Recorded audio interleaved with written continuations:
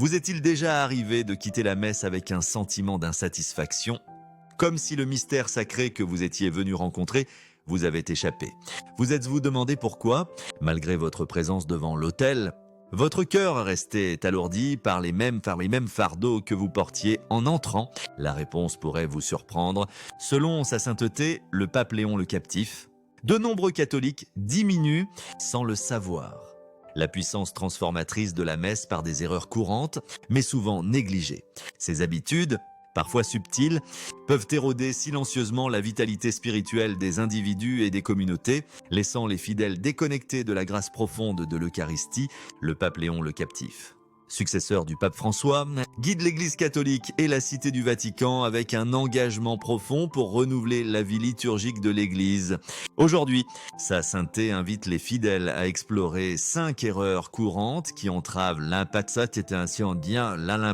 transformateur de la liturgie, offrant des perspectives qui pourraient réveiller leur vie spirituelle. L'une de ces erreurs, étonnamment répandue, affectait peut-être déjà votre culte sans que vous vous en rendiez compte. Êtes-vous prête à découvrir ce que le pape Léon le Captif sait de la messe, une vérité qui pourrait changer votre expérience à jamais? Si vous vous sentez touché par l'appel de sa sainteté à approfondir votre vie liturgique, écrivez dans les commentaires « Guide mon chemin, pape Léon le Captif ». Cet acte simple de foi pourrait inspirer d'autres à réfléchir à leur propre pratique. Indiquez votre prénom et le pays d'où vous nous regardez. Je veux vous nommer et demander au Seigneur d'envoyer ses bénédictions directement à votre porte. Explorons maintenant la sagesse du pape Léon le Captif, un réveil spirituel pour faire de la messe la source et le sommet de notre foi. Sa sainteté commence par souligner une question cruciale, le temps. Dans les paroisses du monde entier, des cathédrales urbaines animées aux chapelles rurales paisibles, nombreux sont les catholiques qui arrivent en retard ou partent avant la fin, sapant la révérence due à la Sainte Messe. Cette pratique, enseigne le pape, reflète un manque de préparation et risque de donner la priorité aux préoccupations mondaines sur l'adoration de Dieu. Que le catéchisme de l'Église catholique décrit comme la source et le sommet de la vie chrétienne, CEC NIT 124, pour illustrer le pouvoir transformateur de la correction de cette erreur, sa sainteté partage une histoire. Lors d'une visite dans une petite paroisse, il a rencontré un jeune homme nommé Lucas, qui s'est approché de lui avec un cœur troublé. Lucas assistait fidèlement à la messe, mais se sentait de plus en plus loin de Dieu. Sa famille arrivait en retard chaque dimanche, distraite par le chaos matinal, et partait souvent tôt pour des activités du week-end. Après avoir entendu l'appel du pape Léon le Captif à approcher la messe avec plus de révérence, Lucas s'est engagé à arriver tôt et à rester jusqu'à la bénédiction finale. En quelques semaines, il a remarqué un changement, les tensions familiales se sont apaisées, leur vie de prière s'est approfondie, et une paix a rempli leur foyer, comme si un brouillard spirituel s'était dissipé. Était-ce une simple coïncidence? Ou la manière dont nous approchons la messe détient-elle la clé pour libérer son pouvoir divin? Sa sainteté contraste l'expérience de Lucas avec d'autres observations. Aux Philippines, il a vu des communautés se rassembler 20 minutes à l'avance, pliant le chapelet ou méditant en silence, leur révérence créant une atmosphère d'anticipation sacrée. Pourtant, dans d'autres paroisses, il a vu des familles arriver après le Gloria ou partir après la communion, leur hâte trahissant une attitude désinvolte. Il raconte une messe à Rome où une mère est arrivée au milieu des lectures, ses enfants à sa suite, pour repartir immédiatement après la communion pour un match de football, avec une douceur pastorale. Le pape Léon le Captif note que de telles actions rappellent Judas, qui a quitté la scène prématurément. Bien que dite avec humour, cette analogie souligne une vérité sérieuse. Arriver en retard ou partir tôt de manière habituelle peut tendre vers le péché. Suggérant que le temps de Dieu est moins précieux que le nôtre, théologiquement, sa sainteté ancre cet enseignement dans l'Écriture, citant le psaume 27,4, où David aspire à habiter la maison du Seigneur tous les jours de ma vie. La messe, explique-t-il, est un avant-goût de cette demeure éternelle, un moment où le ciel et la terre s'unissent dans le sacrifice du Christ. Arriver en retard, c'est comme rejoindre un banquet royal après que le roi a parlé. Partir tôt, c'est comme s'en aller sans exprimer de gratitude. Il établit un parallèle séculier. Peu de gens arriveraient en retard à un concert ou quitteraient un mariage avant les vœux. Pourtant, la messe est finiment plus significative, reçoit souvent moins d'attention. Cette incohérence, avertit-il, risque de réduire la liturgie à une simple obligation plutôt qu'à une rencontre transformatrice. Pratiquement, le pape Léon le Captif offre des conseils détaillés. Il exhorte les familles à arriver 10 à 15 minutes à l'avance, utilisant ce temps pour prier, relire les lectures ou offrir des intentions. Pour les parents, il suggère de préparer les vêtements des enfants pour la messe la veille et de programmer plusieurs alarmes pour garantir la ponctualité. Il recommande également de rester jusqu'à la bénédiction finale, qui confère une grâce spéciale pour la semaine à venir. Reconnaissant les défis, comme les jeunes enfants ou les emplois du temps chargés, il met en avant des familles qui, par discipline, arrivent tôt malgré des vies bien remplies. Il partage une histoire d'une paroisse brésilienne où une mère célibataire avec 3 enfants arrivait tôt chaque dimanche, son engagement inspirant d'autres à suivre son exemple, pour contrer les excuses culturelles comme l'heure philippine. En la précision américaine, sa sainteté souligne que la révérence transcende la race ou la culture. Il se souvient de sa propre jeunesse, lorsque sa famille arrivait parfois en retard, une habitude qu'il juge aujourd'hui peu utile. En donnant la priorité à la messe, les catholiques honorent non seulement Dieu, mais favorisent aussi la paix dans leur vie.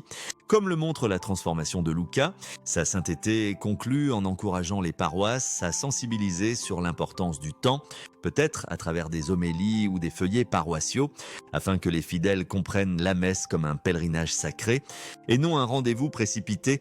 La deuxième erreur abordée par le pape Léon le Captif est le manque de participation active, notamment dans le chant des hymnes et la récitation des réponses. Le Concile Vatican II, dans Sacrosanctum Concilium, a appelé à une participation pleine, consciente et active et sécator. Pourtant, sa sainteté observe que de nombreux catholiques restent silencieux. Debout ou assis passivement pendant la liturgie, ce désengagement, avertit-il, affaiblit l'esprit communautaire du culte et limite les grâces spirituelles disponibles par une implication active. Il se souvient vivement d'une messe dans une paroisse rurale kenyane où le chant joyeux de la congrégation, accompagné de tambours simples, a rempli l'église d'un avant-goût du ciel. Même sans recueil de chants, les fidèles chantaient de mémoire, leur voix unie dans la louange. En revanche, il a visité des paroisses prospères où les recueils de chants prennent la poussière. Et des réponses comme « Et avec votre esprit » sont à peine audibles. Ce silence, enseigne-t-il, n'est pas seulement de la timidité, mais une occasion manquée de rejoindre le chœur angélique décrit dans Apocalypse 4:8. Où les créatures chantent « Moi, Sainte ». Saint, sans cesse. La messe, expliquait-il, est une participation à cette liturgie éternelle et l'engagement actif aligne les fidèles sur la gloire de Dieu. Pour approfondir cet enseignement, sa sainteté partage une histoire personnelle de ses années scolaires. Pendant une période de sécheresse spirituelle, il peinait à réciter les mots, se forçant à les prononcer. Il a découvert que cet acte de parole éveillait son âme comme une étincelle allumant une flamme. De même, il encourage les catholiques à chanter ou à murmurer les hymnes, même faux, comparant cela à soulever des poids à la salle de sport. Un effort imparfait renforce encore. Il faut parfois faire semblant, jusqu'à ce que ça devienne vrai, dit-il, notant que la participation extérieure peut réveiller la dévotion intérieure. Sa sainteté attribue une grande responsabilité au ministre de la musique, les exhortant à choisir des hymnes chantables et ancrés dans la tradition. Comme « Venez à Emmanuel » ou « Tantum ergo », plutôt que des pièces complexes style Broadway ou des chansons modernes trop sentimentales. Il raconte une paroisse en Pologne où un nouvel hymne complexe a réduit la congrégation au silence, tandis qu'une version ultérieure d'un chant traditionnel a inspiré un chant robuste. La musique, souligne-t-il, est un véhicule pour la prière, pas une performance. Il conseille au chœur de choisir des tonalités accessibles à la voix moyenne et de répéter en pensant à la congrégation. Afin que tous puissent participer, pour ceux qui hésitent à chanter, il suggère de prendre le recueil, de suivre les paroles et de bouger les lèvres. Même en silence, il propose de pratiquer les réponses à la maison en enseignant aux enfants le credo ou le gloria pour renforcer leur confiance. Il encourage également les paroisses à organiser des ateliers de chant ou des échauffements avant la messe pour favoriser la familiarité. Sa sainteté partage une histoire d'une paroisse irlandaise où un chœur d'enfants a conduit la congrégation à chanter « Cœur doux de Jésus ». Déclenchant une participation généralisée, ces initiatives, note-t-il, transformant la messe en un acte communautaire de louange.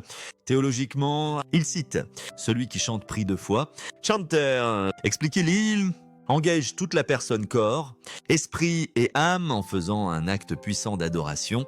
Il se réfère également à l'instruction générale du missel romain qui souligne la participation active comme essentielle à l'efficacité de la liturgie.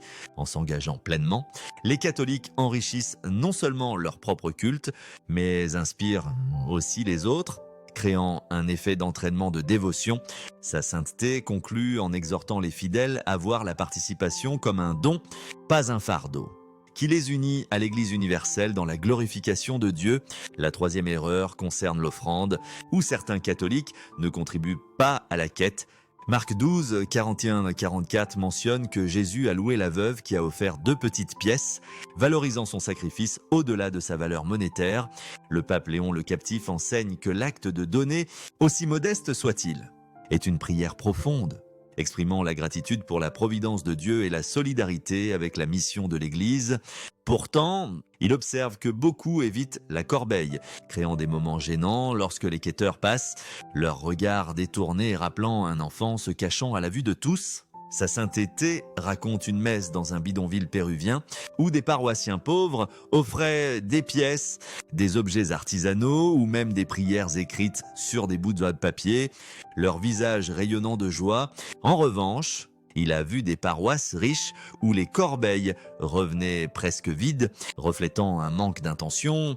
L'offrande, explique-t-il, reflète l'offrande eucharistique où le pain et le vin, fruits du travail humain, sont transformés en corps et sang du Christ.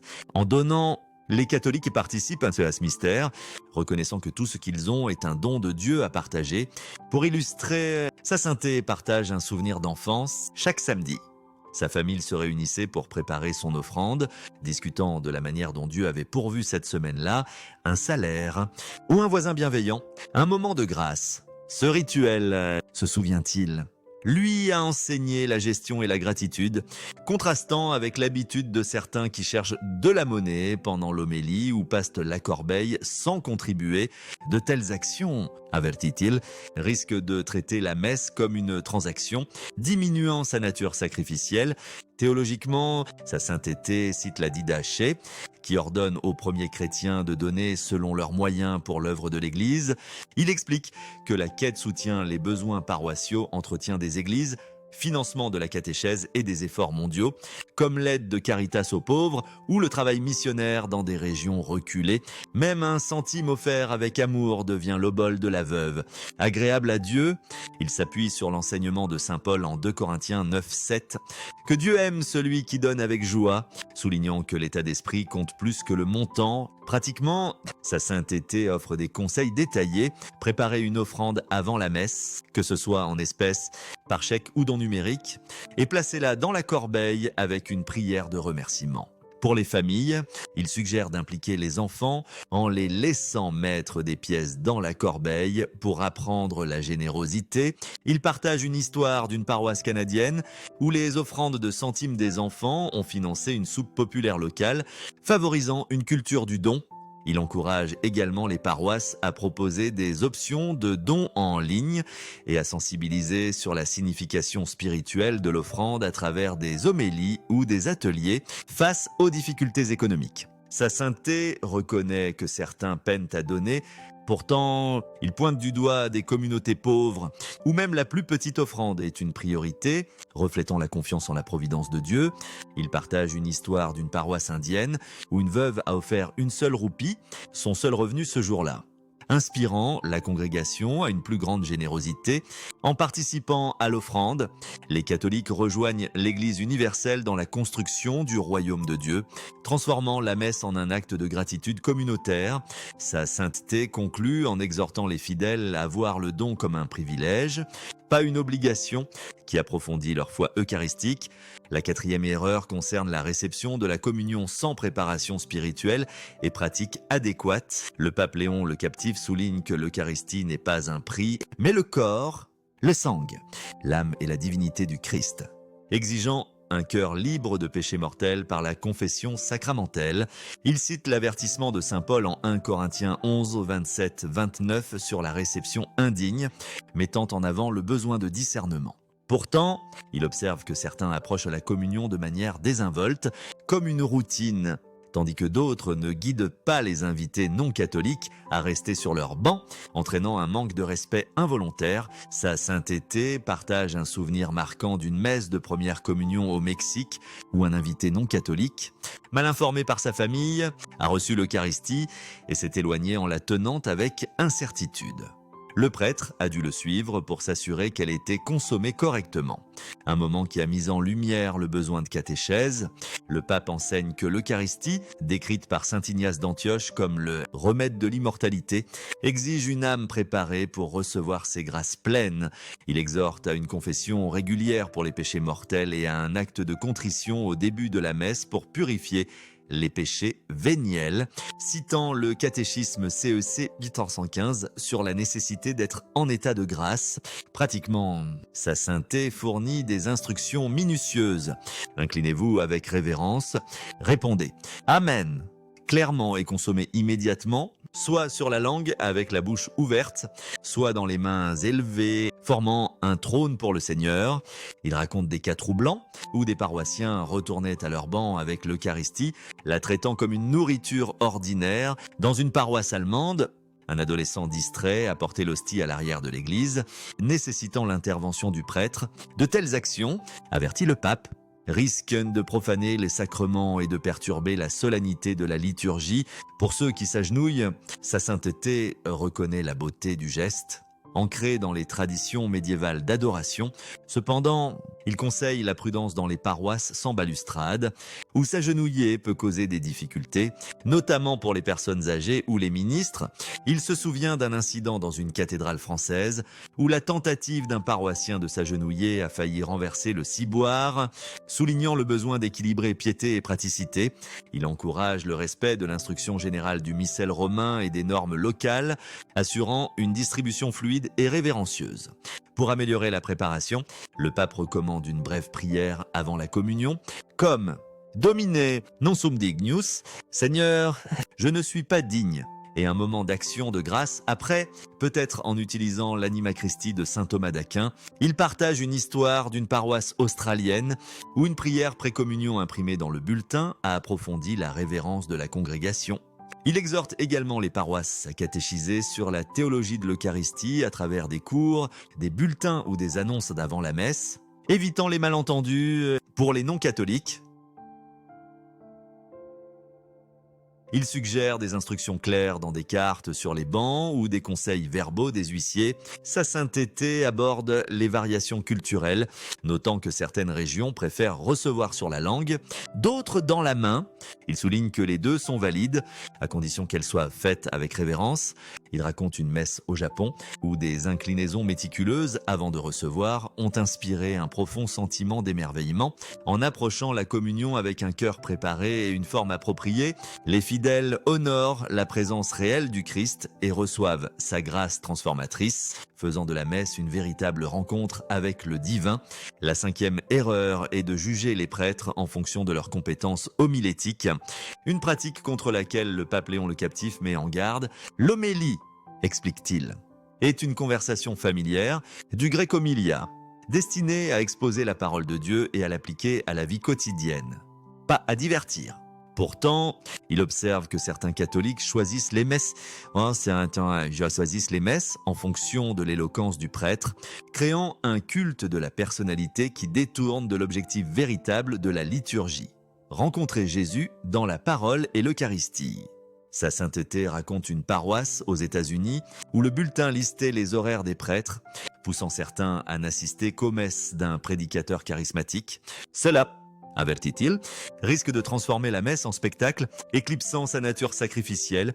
Il cite le sermon 169 de saint Augustin, qui enseigne que la parole de Dieu est efficace, Quel que soit le talent oratoire du prédicateur, car l'Esprit Saint agit à travers lui, le pape encourage les fidèles à prier pour leurs prêtres avant l'homélie, faisant écho à la prière de Samuel. « Parle, Seigneur, ton serviteur écoute ».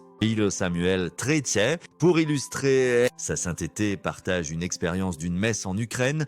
L'homélie du prêtre était brève et hésitante, mais un paroissien a partagé plus tard comment une seule phrase « Dieu marche avec vous dans la souffrance » a déclenché une réconciliation qui a changé sa vie avec un membre de sa famille. C'est là, enseigne le pape, montre que le pouvoir de l'homélie réside dans la grâce de Dieu, pas dans l'habileté humaine. Il reconnaît que tous les prêtres ne sont pas des Fulton Sheen ou des Saint Jean Vianney, et ils ne devraient pas l'être. L'Église, note-t-il, prospère grâce à des dons divers, certains prêtres excellents dans la prédication, d'autres dans le conseil, le ministère sacramentel ou l'administration, tous servant le corps du Christ. Pratiquement, sa sainteté offre des conseils détaillés, écoutez activement, notant une idée à appliquer dans la vie quotidienne et discuter de l'homélie avec la famille ou les amis pour approfondir son impact. Il suggère de tenir un petit carnet pour noter des réflexions, une pratique qu'il utilisait jeune prêtre. Il met en garde contre le rejet du message d'un prêtre en raison de sa livraison, car même des mots simples peuvent apporter une sagesse divine. Il partage une histoire d'une paroisse nigériane où une homélie apparemment banale sur le pardon a inspiré une communauté à guérir des divisions tribales de longue date. Pour les paroisses, le pape recommande des programmes de formation homilétique, comme ceux proposés par les bureaux diocésains, pour aider les prêtres à élaborer des sermons efficaces. Il encourage également les paroissiens à offrir des retours constructifs, peut-être par le biais de conseils pastoraux, pour aider les prêtres à grandir sans favoriser la division. Il aborde la tentation de comparer les prêtres, notant que même les apôtres avaient des styles variés. Les proclamations audacieuses de Pierre différaient des réflexions mystiques de Jean. Pourtant, tous servaient le dessein de Dieu. Théologiquement, sa sainteté cite Dei Verbum, qui souligne que l'écriture proclamée dans la liturgie est une parole vivante qui nourrit la foi. L'homélie, expliquait-il, est un pont entre le texte ancien et la vie moderne, guidé par l'Esprit Saint. En se concentrant sur le Christ plutôt que sur le prédicateur, les catholiques reçoivent les grâces pleines de la liturgie, quel que soit le poli du sermon. Sa sainteté conclut en exhortant les fidèles à aborder l'homélie avec humilité, confiant que Dieu parle à travers des vases imparfaits, comme il l'a fait avec les prophètes. Dans ce discours profond, sa sainteté, le pape Léon le Captif a éclairé 5 erreurs courantes qui entravent la puissance transformatrice de la Sainte Messe: arriver en retard ou partir tôt, ne pas participer activement, négliger l'offrande, recevoir la communion sans préparation adéquate et juger les prêtres en fonction de leurs compétences homilétiques. Ces habitudes, bien glutes souvent subtiles, peuvent atténuer la lumière radieuse de l'Eucharistie, que le catéchisme appelle la source et le sommet de la vie chrétienne, CEC 1324. Pourtant, sa sainteté n'offre pas de condamnation, mais une invitation pleine d'espoir, exhortant les fidèles à adopter de petits changements intentionnels qui peuvent produire des fruits spirituels abondants, comme le montre l'histoire de Lucas, dont la révérence renouvelée pour la messe a apporté la paix à sa famille et approfondi sa foi. La sagesse du pape Léon le Captif, enracinée dans son cœur pastoral et son expérience mondiale, défie les catholiques de raviver leur amour pour la liturgie. Il rappelle aux fidèles que la messe n'est pas un simple rituel, mais une rencontre sacrée avec le Christ, un moment où le ciel et la terre s'unissent dans le sacrifice de la croix. En corrigeant ces erreurs, les catholiques peuvent transformer leur culte en un acte vibrant de louange, une source de grâce qui se répand dans leur famille, leur communauté et le monde. Sa sainteté s'inspire des paroles de Saint Jean-Paul II, qui a appelé l'Eucharistie le cœur de la vie de l'Église et envisage une Église renouvelée, où chaque messe est une célébration d'unité, de charité et d'amour divin. À cette fin, le pape Léon le Captif appelle à un engagement renouvelé envers le sacerdoce, qui soutient la vie sacramentelle de l'Église. Il exhorte les fidèles à prier quotidiennement pour leurs prêtres, qui travaillent sans relâche pour porter le Christ au monde, souvent au prix de sacrifices personnels. Derrière chaque calice élevé à l'autel, dit-il, il y a un prêtre qui a donné sa vie pour vous servir. Il encourage les paroisses à soutenir les prêtres par des encouragements, de la gratitude et une aide pratique, comme le bénévolat dans les ministères liturgiques ou l'organisation de groupes de prière. Sa sainteté partage un exemple émouvant d'une paroisse sud-africaine où une journée d'appréciation des prêtres a inspiré une vague de vocations, les jeunes hommes voyant la beauté du service sacerdotal. Sa sainteté souligne également l'importance de la générosité pour soutenir la mission de l'Église. L'offrande, enseigne-t-il, n'est pas seulement un acte financier, mais spirituel, unissant les catholiques aux efforts mondiaux de l'Église pour nourrir les affamés, éduquer les jeunes et proclamer l'Évangile. Il invite les fidèles à contribuer selon leurs moyens, faisant écho à l'obole de la veuve, et à explorer des moyens de soutenir des initiatives catholiques comme Caritas ou les diocèses missionnaires. Il raconte une histoire d'une paroisse vietnamienne où l'offrande collective d'une communauté a financé une école pour des enfants orphelins, démontrant l'effet d'entraînement de la générosité eucharistique. Le pape Léon le Captif envisage un dialogue mondial de foi où les catholiques de toutes les nations partagent leurs expériences et leurs idées pour rendre la messe plus engageante. Il encourage les fidèles à réfléchir à la manière dont ces 5 leçons peuvent transformer leur culte et à partager leurs histoires avec leur communauté paroissiale. Votre voix, dit-il, est une étincelle qui peut allumer un feu de renouveau. Il invite les catholiques à prier. Guide mon chemin, Pape Léon le Captif, comme signe de leur engagement envers la sainteté, confiant que cet acte simple de foi peut inspirer d'autres à approfondir leur vie liturgique. Dans un appel spécial à l'action, sa sainteté encourage les fidèles à s'engager avec ce message au-delà des mots écrits. Il les invite à commenter ci-dessous en partageant leur pays d'origine et leurs réflexions sur la manière dont il prévoit d'appliquer ces enseignements à la messe. Dites-nous, dit-il, comment vous arriverez tôt, chanterez avec joie ou préparerez votre cœur pour la communion. Vos mots pourraient éclairer le chemin de quelqu'un qui lutte dans sa foi.